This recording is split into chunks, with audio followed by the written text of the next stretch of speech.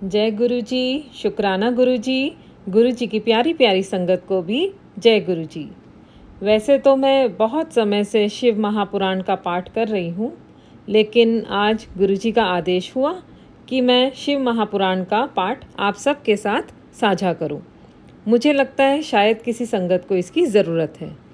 तो शुरू करते हैं। पहले हम गणेश स्तोत्र करेंगे, फिर शिव महापुराण का पाठ करेंगे। ओम श्री गणेशाय नमः। श्री नारद उवाच। प्रणम्य शिरसा देवं गौरी पुत्रं विनायकं भक्तावासं स्मरे नित्यं आयुकामार्सिद्धये। प्रथमं वक्रतुण्डं च एकदन्तं द्वितीयकं तृतीयं कृष्णपिङ्गाक्षं गजवक्त्रं चतुर्थकं लम्बोदरं पंचमं च षष्ठमं विकटमेव च सप्तमं विघ्नराजेन्द्रं धूम्रवर्णं तथाष्टमं नवमं भालचन्द्रं च दशमं तु विनायकम् एकादशं गणपतिं द्वादशं तु गजाननं द्वादशैतानि नामानि त्रिसन्ध्ये यः पठे नर न च विघ्नभयं तस्य सर्वसिद्धिकरं प्रभो।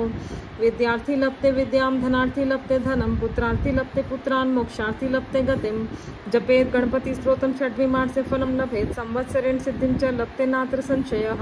अष्टभ्यो ब्राह्मणेभ्यश्च लिखित्वा यः समर्पयेत् तस्य विद्या भवेत् सर्वा गणेशस्य प्रसादतः। इति श्री नारद पुराणे संकष्टनाशनं नाम श्री गणपति स्तोत्रं संपूर्णं। श्री गजाननार्पणमस्तु।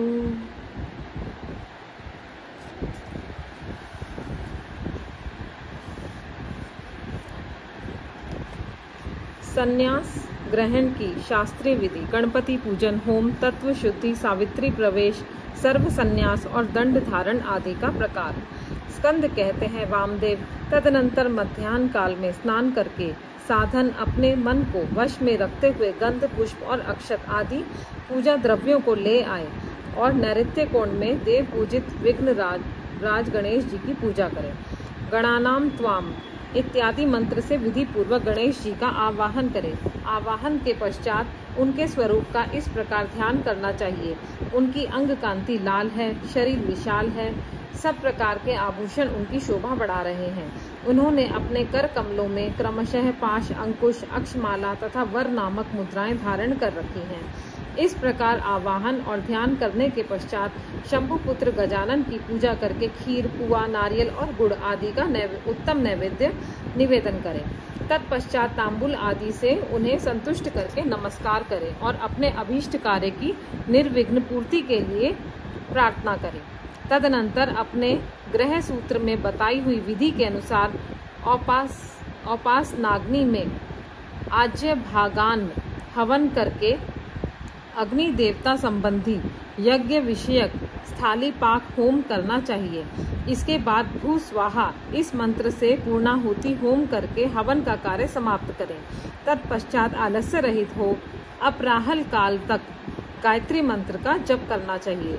तदनंतर स्नान करके सायंकाल की संध्योपासना तथा सायंकालिक उपासना संबंधी नित्य होम आदि करके मौन हो गुरु की आज्ञा ले चरु पकाएं। फिर अग्नि में समिधा, चरु और घी की रुद्र सूक्त से और सद्यो जातादि 5 मंत्रों से पृथक पृथक आहुति दें। अग्नि में उमा सहित महेश्वर की भावना करें और गौरी देवी का चिंतन करते हुए गौरीर्मिर्माए इस मंत्र से 108 बार होम करके अग्ने स्वष्ट कृते स्वाहा इस मंत्र से 1 बार आहुति दे।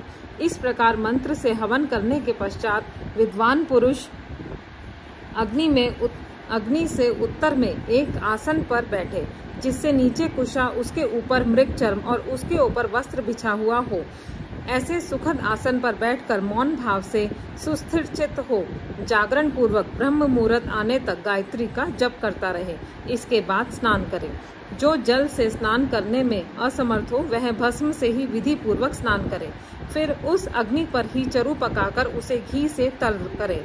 उसे उतार कर अग्नि से उत्तर दिशा में कुश पर रखे। पुनः घी से चरु को मिश्रित करे। इसके बाद व्याहृति मंत्र, रुद्र सूक्त तथा सद्यो जातादि 5 मंत्रों का जप करे और इनके द्वारा एक एक आहुति भी दे। चित्त को भगवान शिव के चरणारविंद में लगातार प्रजापति, इंद्र, विश्वदेव और ब्रह्मा के लिए भी एक एक आहुति दे।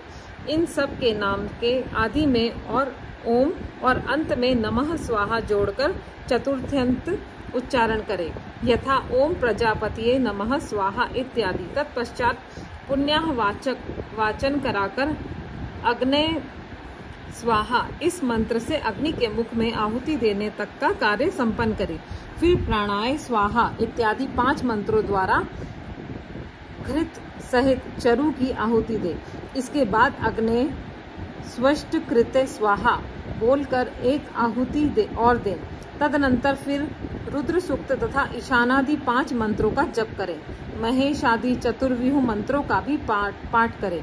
इस प्रकार तंत्र होम करके अपनी ग्रह शाखाओं में बताई हुई पद्धति के अनुसार उन देवताओं के उद्देश्य से बुद्धिमान पुरुष सांग होम करें। इस तरह जो अग्निमुख आदि कर्म तत्व को प्रवर्तित किया गया है उसका निर्वाह करके विरजा होम करें। 26 तत्व रूप इस शरीर में छिपे हुए तत्व समुदाय की शुद्धि के लिए विरजा होम करना चाहिए। उस समय यह कहें कि मेरे शरीर में जो ये तत्व हैं इन सब की शुद्धि हो। उस प्रसंग में आत्म तत्व की शुद्धि के लिए आरुण केतुक मंत्रों का पाठ करते हुए पृथ्वी आदि तत्व से लेकर पुरुष तत्व पर्यंत क्रमशः सभी तत्वों की शुद्धि के निमित्त घृत युक्त चरु का होम करें तथा शिव के चरणार विंदों का चिंतन करते हुए मौन रहें। पृथ्वी, जल, तेज, वायु और आकाश ये पृथ्वी व्याधि पंचक कहलाते हैं। शब्द, स्पर्श, रूप, रस और गंध ये शब्दादि पंचक हैं। वाक, पाणी, पाद, पायु तथा उपस्थ ये वागादि पंचक हैं। श्रोत, नेत्र, नासिका, रसना और त्वक ये श्रोतादि पंचक हैं। शिर, पार्श्व, पृष्ठ और उदर ये 4 हैं। इन्हीं में जंघा को भी जोड़ ले। फिर त्वक आदि 7 धातुएं हैं। प्राण, अपान आदि 5 वायुओं को प्राणादि पंचक कहा गया है। अन्नमयादि 5 कोशों को कोश पंचक कहते हैं। उनके नाम इस प्रकार है: अनन्मय, प्राणमय, मनोमय, विज्ञानमय और आनंदमय। इनके सिवा मन, चित्त, बुद्धि, अहंकार, ख्याति, संकल्प, गुण, प्रकृति और पुरुष है। भोक्तापन को प्राप्त हुए पुरुष के लिए भोग काल में जो 5 अंतरंग साधन है उन्हें तत्व पंचक कहा गया है। उनके नाम ये हैं: नियति, काल, राग, विद्या और कला। ये 5 माया से उत्पन्न है। मायाम तु प्रकृति विद्यात्। इस श्रुति में प्रकृति ही माया कही गई है। उसी से ये तत्व उत्पन्न हुए हैं, इसमें संशय नहीं है। काल का स्वभाव ही नियति है और ऐसा श्रुति का कथन है। ये नियति आदि को 5 तत्व हैं। इन्हीं को पंचकंचुक कहते हैं। इन 5 तत्वों को न जानने वाला विद्वान भी मूढ़ ही कहा गया है। नियति प्रकृति से नीचे है और यह पुरुष प्रकृति से ऊपर है। जैसे कौवे की एक ही आंख उसके दोनों गोलकों में घूमती रहती है, उसी प्रकार पुरुष प्रकृति और नियति दोनों के पास रहता है। यह विद्या तत्व कहा गया है। शुद्ध विद्या, महेश्वर, सदाशिव, शक्ति और शिव, इन 5 को शिव तत्व कहते हैं। ब्रह्मन, प्रज्ञानम ब्रह्म, इस श्रुति के वाक्य से यह शिव तत्व ही प्रतिपादित हुआ है। मुनीश्वर, पृथ्वी से लेकर शिव पर्यंत जो तत्व समूह है उसमें से प्रत्येक को क्रमशः अपने अपने कारण में लीन करते हुए उसकी शुद्धि करो। पृथ्व्यादि पंचक, शब्दादि पंचक, वागादि पंचक, श्रोतादि पंचक, शिरादि पंचक, त्वगाधिता तु सप्तक, प्राणादि पंचक, अनन्मयादि कोश पंचक, मन आदि पुरुषातत्व 10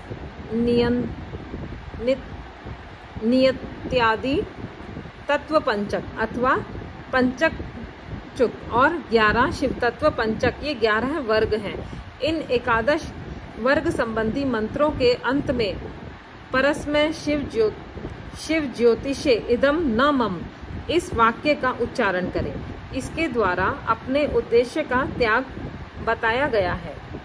इसके बाद विविधा तथा कर्षोत्व संबंधी मंत्रों के अंत में अर्थात विविधाय स्वाहा, कर्षोत्काय स्वाहा, इनके अंत में स्वत्व त्याग के लिए व्यापकाय परमात्मने शिव ज्योति के विश्वभूत घस्नोत्सुकाय परस्मै देवाय इदम न मम, इसका उच्चारण करें। तत्पश्चात उत्तिष्ठ ब्रह्मणस्पते देवयन्त स्तवमहे उपप्रयन्तु मरुतः सुदानव इंद्र प्राशुर्भुवा स च। इस मंत्र के अंत में विश्व रूपाय पुरुषाय ओम स्वाहा बोलकर स्वत्व त्याग के लिए लोकत्रय व्यापिने परमात्मने शिवा येदम न मम का उच्चारण करें। तदनंतर अपनी शाखा में बताई हुई विधि से पहले तंत्र कर्म का संपादन करके घृत मिश्रित चरु का प्राशन एवं आचमन करने के पश्चात पुरोधा आचार्य को सुवर्ण आदि से संपन्न समुचित दक्षिणा दे।